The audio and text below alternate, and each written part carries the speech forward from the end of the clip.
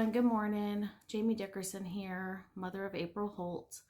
If you are new to following me, or this is the first time you've seen me on TikTok or on any other social media site, I started on social media when my daughter passed away back in July.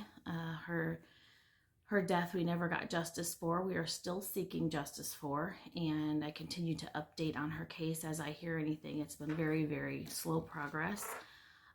But I just trust in the Lord and know that He has the best intentions for all things, and that justice will be served in the end. And so I truly just hang on that.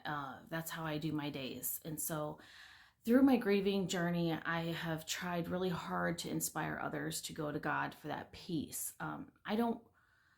I was on social media last night, just kind of scrolling. I do that when I can't sleep. I just get on there and I was scrolling, and it was so sad. I was looking on there, and I know that you guys have heard about the Joel Osteen church that had a shooting at it, and I was just looking at the comments. First, I don't even watch Joel Osteen. It's not even about whether each person has different preachers that speak to them, and so it's got nothing to do with that. It's just that I was reading the comments, and I was kind of heartbroken to see so many people just not just anti-religion, but anti-Christian. So many hearts have turned off to our Creator, and there's no salvation in that. And when my daughter passed away, when April died, the only thing I have to hang on to is that I get to see her again one day. I get to see her in another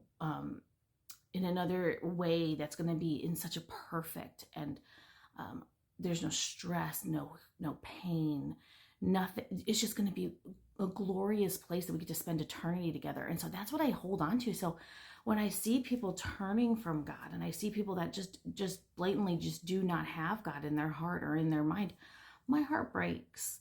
And I wonder, I'm not a judgmental person. I don't want to be a judgmental person. So, but I want to help people. And so my thoughts are always like, why are you against God? Did something happen that caused your heart to harden, that made you feel this way? Or did you just weren't raised in those beliefs, and so you don't know God? Or is there something else? It's just a curiosity of mine. It has nothing to do with me thinking I have anything better than anybody else. I just know that God is my way through. And I highly encourage people that I have to have God in my heart. I have to have Him in my mind and my soul, because for the past 7 months, I've walked in the Spirit, not in my flesh, because flesh, on the other hand, is something very, very tricky. So I've always been very, I always am on here, and I'm, you see the nicer side, but you mess with my kids, and it's a whole nother ballgame. And I've always said, like, you mess with my kids, you have to deal with me. And I can be a little crazy mom. Like, it's just what happens, like, instantly. It doesn't even take a minute. It's just like, it just happens. And so when April passed away, and I knew that she was harmed and that her life was taken, this flesh, it was, to this day, it's the hardest thing not to react out of flesh. So I speak from a place of understanding. I speak from a place of, I can relate to the most anger you can possibly ever have. I have that. I've had that.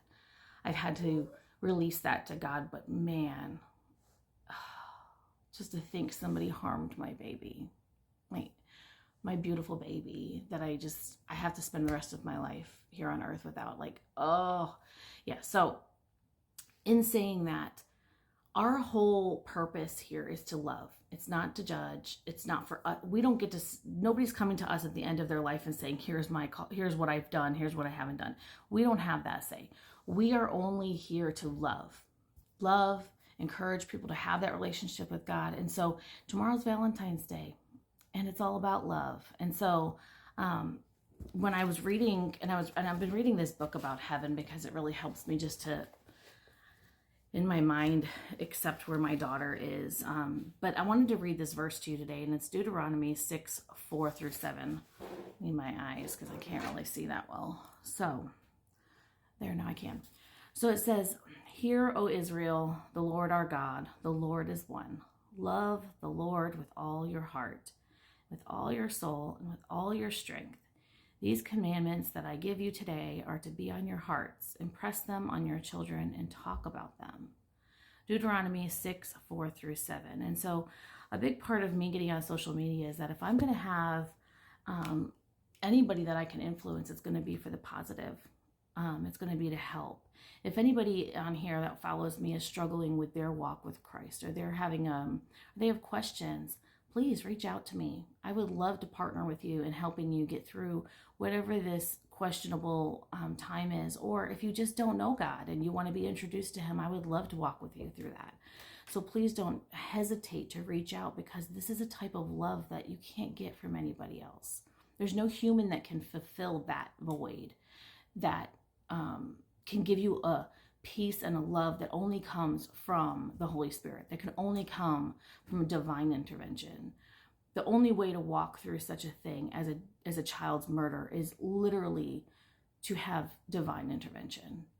And so I can speak firsthand, and I don't know, why I'm on social media. My daughter used to get on here, and I thought, oh, this is a great way for people to hear her story and for me to get the help I need for her case. But now I'm making sure that I'm going to use that platform and be able to speak to people, to be able to influence people, to be able to encourage people. And that's my whole goal. Everything needs to, I wear my emotions very openly. I cry, I weep, I have good days, I have bad days, just like everybody else. But I have hope and faith every day. And so whether that's a good or a bad day, my faith is not going to waver due to that. There's a verse in here that says, Leviticus 19:18. It says, "Do not seek revenge. Do not seek revenge or bear a grudge, but love your neighbor as yourself. I am the Lord."